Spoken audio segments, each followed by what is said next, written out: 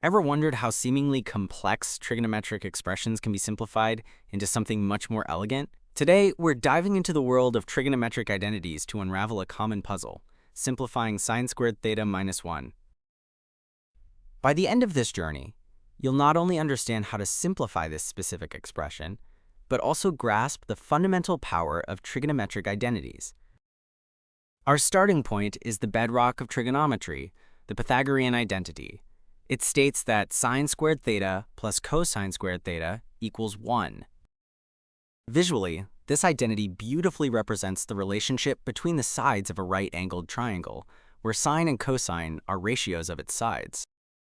Now let's focus on our target expression, sin² theta minus 1. How can we use our identity to simplify this? The key is to rearrange our fundamental identity. We can subtract cosine² theta from both sides, giving us sin² theta minus 1 equals negative cosine² theta. Think of it like a perfectly balanced scale. If sin² theta plus cosine² theta equals 1, then moving cosine² theta to the other side, we get sin² theta minus 1 equals negative cosine² theta. And just like that, by simply rearranging the Pythagorean identity, we found our simplified form.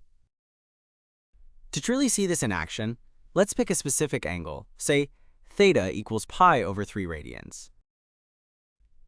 For theta equals pi over 3, we know that sine of pi over 3 is the square root of 3 over 2, and cosine of pi over 3 is 1/2. Let's verify our identity.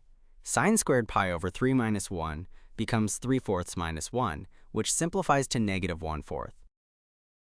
Now, let's check our simplified form. Negative cosine² pi over 3. This is negative 1/2 squared, which is also negative 1/4. Both sides match. This confirms our identity is correct. The key takeaway is that by understanding and manipulating fundamental trigonometric identities, we can simplify complex expressions into elegant forms.